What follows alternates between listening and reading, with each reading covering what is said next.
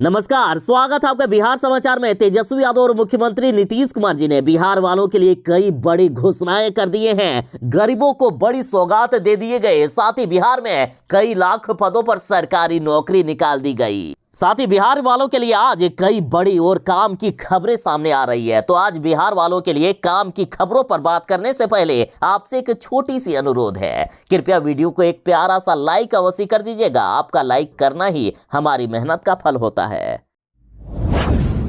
बिहार के स्वास्थ्य मंत्री तेजस्वी यादव जी, आपने तो वादा किया था कि इस बार सरकारी अस्पतालों में दवाओं की कमी नहीं होगी और साथ ही स्वच्छता को लेकर विशेष ध्यान रखा जाएगा और तरह तरह की आपने घोषणाएं की थी। लेकिन आपके ये घोषणाएं कहां धरी की धरी रह गई। पीएमसीएच में दवा तो दूर, रुई तक उपलब्ध नहीं करा पा रहा है आपका विभाग। मरीजों से मांग कर इलाज कराने को विवश है पीएमसीएच। और इतनी शर्म की बात है कि ओटी, इमरजेंसी से लेकर सर्जरी तक में पिछले 4 महीनों से रुई नहीं है। मरीजों के परिजन खरीद कर देते हैं, तब होता है इलाज और लगता है इंजेक्शन। तो सोचिए कितनी शर्मनाक बात है तेजस्वी यादव जी। देखिए, बिहार के सबसे बड़े अस्पताल पीएमसीएच में मरीजों के लिए रुई तक उपलब्ध नहीं है। इमरजेंसी सर्जरी से लेकर हड्डी रोग विभाग तक में मरीजों का खून आदि साफ करने के लिए रुई नहीं मिल रहा है। मरीजों के परिजनों से रुई की मांग की जाती है, तब जाकर इलाज या ऑपरेशन शुरू होता है। वार्डों में भर्ती मरीजों की ड्रेसिंग आदि के लिए, यहां तक कि इंजेक्शन देने के लिए भी परिजनों से ही रुई मंगवाई जाती है। रुई मंगाने पर मरीजों के परिजनों और स्वास्थ्य कर्मियों में बहस तक हो रही है, फिर भी कौन क्या सुनने वाला है। तेजस्वी यादव जी, आपकी घोषणाएं कहां धरी की धरी रह गई, बताइए। पिछले एनडीए सरकार में तो इतनी शर्मनाक बात नहीं हुई थी कि रुई तक अस्पतालों में उपलब्ध ना हो। 4 महीनों से, अब 5 महीने हो गए, 5 महीनों से आपकी सरकार है बिहार में और 4 महीनों से पीएमसीएच में रुई तक उपलब्ध नहीं है। तो आखिर इससे ज्यादा शर्म की बात क्या हो सकता है आपके लिए, तेजस्वी यादव जी, बताइए। आपने ही ऐलान किए थे कि सरकारी अस्पतालों में दवा समाप्त होने का बहाना नहीं बना सकेंगे स्वास्थ्य कर्मी। विभाग ने नया प्लान बनाया है, तो दवा तो दूर की बात है, आप तो रुई तक उपलब्ध नहीं करा पा रहे हैं सरकारी अस्पतालों में। बिहार की शिक्षा व्यवस्था इतनी चौपट है कि पहले बीपीएससी का परीक्षा का पेपर लीक कराया गया और अब बीएसएससी का पेपर लीक हो गया है। एक भी परीक्षा ठीक ढंग से नहीं करवा पा रही है बिहार सरकार। यदि परीक्षा ठीक ढंग से होता भी है तो रिजल्ट समय पर नहीं आता है, रिजल्ट आ भी गया तो बहाली नहीं होती है। और ये तेजस्वी और नीतीश की सरकार दिन रात रोजगार और नौकरी को लेकर भी बात करते हैं। तो क्या इस तरह से पेपर लीक करा कर आप नौकरी देने का काम करोगे? आखिर आपकी शिक्षा व्यवस्था इतनी चौपट क्यों है साहब? यदि मान लीजिए खुलासा नहीं होता कि बीपीएससी का पेपर लीक हुआ है, यदि पकड़े नहीं जाते तो गलत आदमी आज सरकारी विभाग में होता कि नहीं? और एक भी गलत आदमी यदि सरकारी विभाग में आ गया तो बिहार को किस गड्ढे में ले जाकर डुबा देगा, इसका अंदाजा भी है सरकार को। देखिए, बीपीएससी का जो 23 दिसंबर को पेपर लिया गया था, पहली पारी की जो पीटी परीक्षा हुई थी उसे रद्द करना पड़ा। बिहार सरकार की नाकामी के कारण परीक्षा का पेपर ये लोग सही से कंट्रोल नहीं कर पाए और लीक करवा दिया गया। और बिहार का शिक्षा विभाग इतना बेशर्म है कि पेपर लीक हो गया, सारे सबूत थे, उसके बाद भी बीपीएससी की परीक्षा रद्द नहीं की जा रही थी। लेकिन जब अभ्यर्थियों ने सड़क जाम करना शुरू किया, भारी आंदोलन की चेतावनी दी, तो वहीं बिहार बंद का भी ऐलान कर दिया, तब जाकर सरकार की नींद खुली और बीपीएससी का पेपर को कैंसिल किया गया। और साथ ही विभाग ने दावा किया है कि 45 दिनों के अंदर दोबारा परीक्षा होगी। बिहार का सरकारी सिस्टम इस कदर से भ्रष्ट हो चुका है कि कुछ दिन पहले ही बीपीएससी का पेपर लीक हुआ, उसमें से कई लोगों की गिरफ्तारी हुई, कई पर कार्रवाई हुई, उसके बाद भी किसी में डर नाम का एक शब्द तक नहीं है। इस बार बीएसएससी का पेपर लीक करवा दिया गया है। देखिए, बिहार कर्मचारी चयन आयोग ने सोमवार की देर रात सचिवालय सहायक सहित अन्य पदों पर 23 दिसंबर को ली गई परीक्षा को कैंसिल कर दिया है। सिर्फ 23 दिसंबर की पहली पाली की परीक्षा रद्द हुई है, लेकिन शेष पालियों की परीक्षा को रद्द नहीं किया गया है। और साथ ही बड़ा खुलासा हुआ है कि पहली पाली की बीएसएससी की परीक्षा रद्द करने में राजस्व कर्मी भी शामिल थे। लीक का मास्टरमाइंड नालंदा का रहने वाला राजस्व कर्मचारी व दरोगा के बेटे अजय विजय थे, सुपौल के राधोपुर में तैनात था राजस्व कर्मी।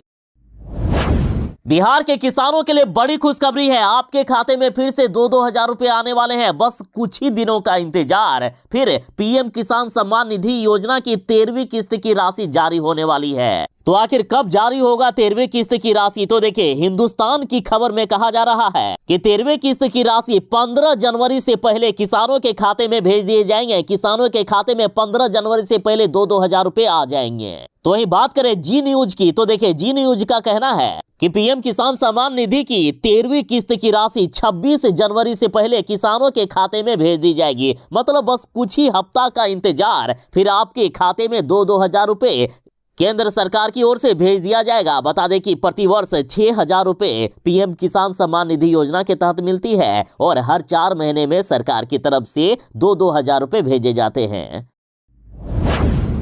बिहार के बेटियों के लिए बड़ी खुशखबरी है। ग्रेजुएट पास छात्राओं को सरकार 50-50 हजार रुपए की राशि दे रही है और ये राशि जारी भी कर दी गई है। जल्द ही छात्राओं के खाते में 50-50 हजार रुपए आने वाले हैं। देखिए, बिहार के बेटियों के लिए खुशखबरी है। अब स्नातक उत्तीर्ण छात्राओं को प्रोत्साहन राशि के लिए कॉलेज के चक्कर नहीं काटने होंगे, सीधे उनके खाते में पैसे भेज दिए जाएंगे। और इस वित्तीय वर्ष यानी 2022-23 में जिन्होंने स्नातक पास किया है, उन सभी छात्राओं को 50-50 हजार रुपए उनके खाते में भेजे जाएंगे। और साथ ही पहले के वित्तीय वर्ष में जिन्होंने भी ग्रेजुएशन पास किया है, उन सभी छात्राओं को 25-25 हजार रुपए देंगे। और सरकार ने इसके लिए 250 करोड़ रुपए जारी कर दिए हैं और अगले बस कुछ ही दिनों में छात्राओं के खाते में पैसे भेज दिए जाएंगे। और इस योजना का लाभ लेने के लिए बस आपको एक छोटा सा आवेदन करना होगा। ऑफिशियल वेबसाइट पर जाकर आपके बस कुछ डिटेल्स लिए जाएंगे, जैसे आधार कार्ड, पैन कार्ड,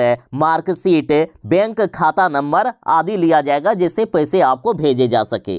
फिर से बता देता हूं कि जिन कन्याओं ने स्नातक की परीक्षा अप्रैल 2022 के बाद पास की है, उनको 50 हजार मिलेंगे। और जिन्होंने 31 मार्च 2021 से पहले स्नातक की परीक्षा पास की है, उनको सिर्फ 25 हजार रुपए करके दिए जाएंगे। बिहार वालों को बड़ी सौगात दे दी गई है। बिहार में जो सरकारी नौकरी की तलाश कर रहे थे, उनके लिए बड़ी खबर है। पुलिस विभाग में 75 हजार से भी ज्यादा पदों पर बहाली होगी, जिसमें से 67 हजार पदों पर डायरेक्ट बहाली हो रही है। और इससे अब सशक्त होगी बिहार पुलिस। देखिए, बिहार में पुलिस विभाग में 67,735 पदों पर डायरेक्ट बहाली हो रही है, जिसमें से डीएसपी से लेकर सिपाही तक के 48,447 पदों पर नियुक्ति होगी। तो वहीं 19,288 कर्मियों की नियुक्ति IRSS में होने वाली है। यानी डायल 112 को सुदृढ़ करने के लिए ये नियुक्तियां की जाएगी। और इतना ही नहीं, डायल 112 में 7,808 पुलिस कर्मियों की भी भर्ती होने वाली है। तो बिहार वालों के लिए बड़ी खबर है। टोटल 75,000 से भी ज्यादा पदों पर बहाली की जाएगी। और साथ ही इस बार राज्य के हर थाने में एक महिला हेल्प डेस्क स्थापित करने की भी व्यवस्था होगी। तो जो पुलिस विभाग में नौकरी करना चाहते हैं, तो अपने सारे डॉक्यूमेंट को तैयार रखें, जल्द ही इसका नोटिफिकेशन निकलेगा। बिहार में कोरोना विस्फोट हो गया है। बिहार में विदेश से आए कई लोगों ने कोरोना फैला दिया है। और अब तेजस्वी यादव की पार्टी राजद ने कहा है कि केंद्र की मोदी सरकार जानबूझकर देश में कोरोना ला रही है। मोदी सरकार के द्वारा देश में कोरोना को फैलाया जा रहा है, ताकि अगला जो 2024 का लोकसभा चुनाव हो रहा है, उसमें से विपक्ष को कंट्रोल किया जा सके। सीधा सीधी तेजस्वी यादव की पार्टी का कहना है कि चाहे देश की जनता, देश के लोग मरे या जिए, केंद्र की मोदी सरकार को उससे कोई लेना देना नहीं है। बस मोदी सरकार को चुनाव जीतने से मतलब है। देखिए, बिहार राजद ने कहा है कि मोदी सरकार तो चाह रही है कि कोरोना फैले और उसका बहाना बनाकर 2024 के आम चुनाव से पहले विपक्ष को नियंत्रित और सीमित किया जाए। और इसके लिए 10-20 लाख लोग फिर से कोरोना की भेंट चढ़ जाए, 10-20 लाख लोग फिर से मर जाए, तो उससे मोदी जी को क्या मतलब। और यदि कोरोना अपडेट की बात करें, तो देखिए, बिहार में कोरोना का बड़ा विस्फोट हो गया है। बोधगया में आए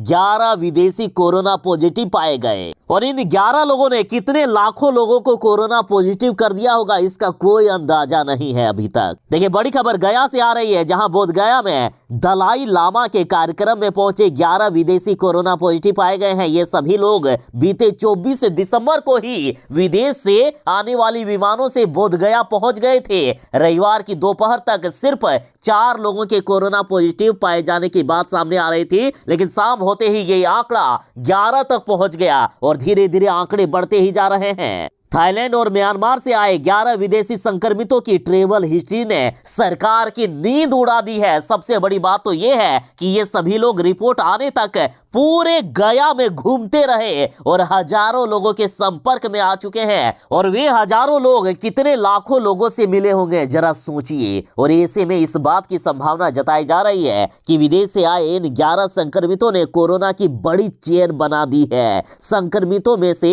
एक बोधगया से लापता भी हो गया है, जबकि एक दिल्ली लौट गया है। बाकी लोगों को आइसोलेट किया गया है। और अभी भी दलाई लामा का कार्यक्रम स्थगित नहीं हुआ है। उनका टीचिंग प्रोग्राम 29, 30 और 31 दिसंबर को आयोजित है, जिसमें से देश विदेश के करीब 60,000 से भी अधिक बौद्ध श्रद्धालु भाग लेंगे। तो सोचिए पूरे बिहार में कितनी बड़ी कोरोना की चेन बन सकती है।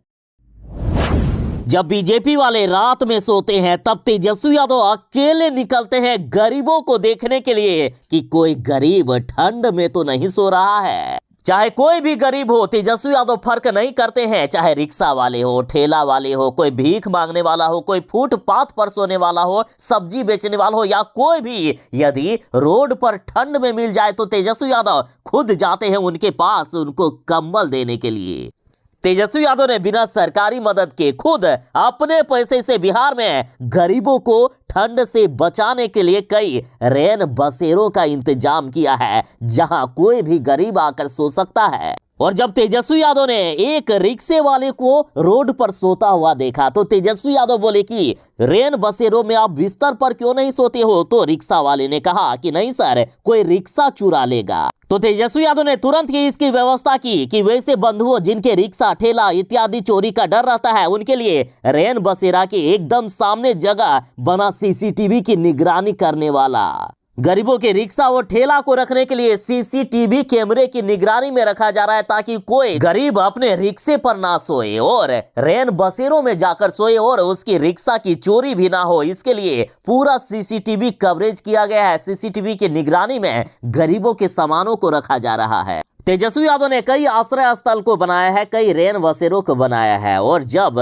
रिक्शा चालकों, ठेला चालकों ने तेजस्वी यादव से मांगा कि हमें भी रेन बसेरों की जरूरत है, तो 24 घंटों के अंदर तेजस्वी यादव ने रेन बसेरा को बनाकर तैयार कर दिया।